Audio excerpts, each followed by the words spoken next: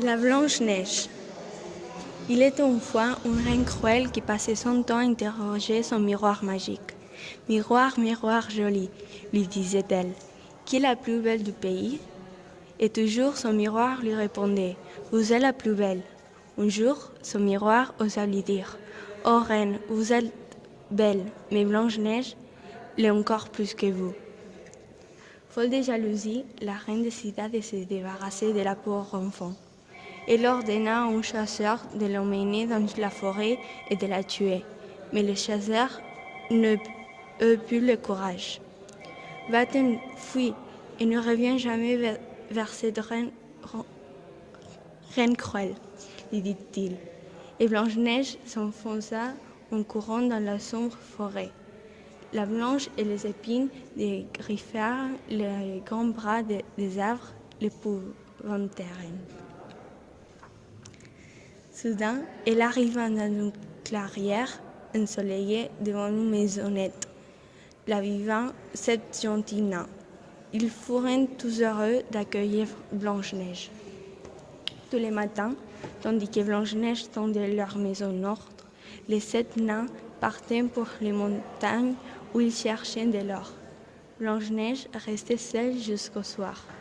Un jour, la reine interrogea de nouveau son miroir magique et voici qu'il dit « Ô reine, vous êtes belle, mais Blanche-Neige qui vit chez les 7 nains l'est encore plus que vous. » Aussitôt, la méchante reine se déguisa en vieille femme, se rendit chez les 7 nains et offrit une pomme à Blanche-Neige. Les fruits étaient empoisonnés. À peine Blanche-Neige elle croquait un morceau qu'elle tomba sur le sol, sans vie. Quand les nains la trouvèrent, ils la mirent sur une civière, s'assirent tous les 7 après d'elle et la pleurèrent longtemps.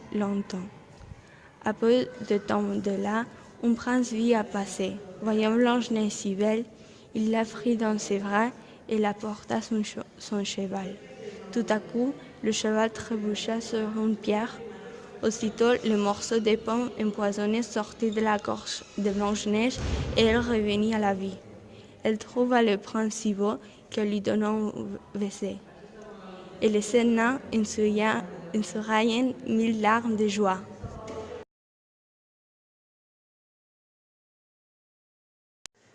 Într-o bună zi, când împărăteasă întreba Oglinda, Oglindioară din perete, Oglindioară, cine e cea mai frumoasă din țară? Oglinda îi răspunde, frumoasă ești, cărioasă, că ziua luminoasă, dar albă ca zăpadă e mai mult mai frumoasă.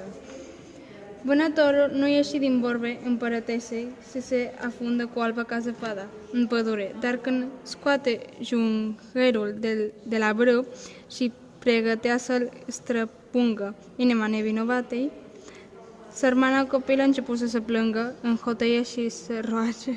Vânător drag, curță-mi viața și frăduiesc că nu mai pierd urma în sălbăticia asta de corvu și n-am mai întorc niciodată acasă.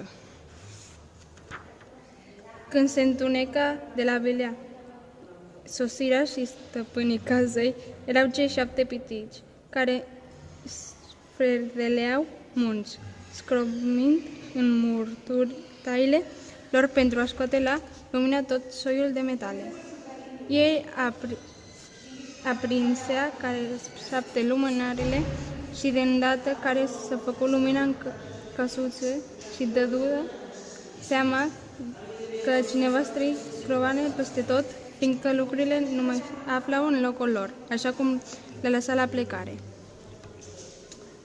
Schimba altfel la întâlțisare, o porni peste care cei 7 munți, într-un sfârșit, se pune în fața căsoacei care 7 pitiți. Bătu la ușă și strigă în toată puterea. De vânzare, marfă frumoasă, de vânzare! Alba ca săpata și arunca privirea pe geam și întreabă. Bună ziua, puștoaică dragă! Dar ce ai metale de vânzare? Marfă bună și frumoasă, se grăbi și răspundă negutoareasă. Singători de toate culorile.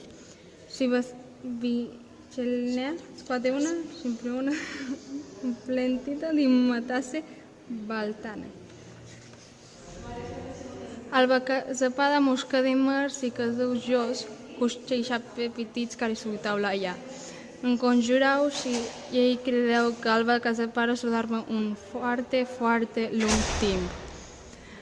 La un timp, un prinț trecea pe acolo și vedea Alba ca zăpada care era foarte frumoasă. Se apropia în cofragul lui și o sărută. Fata s-ar trezi și se duc împreună într-un cal alb și frumos.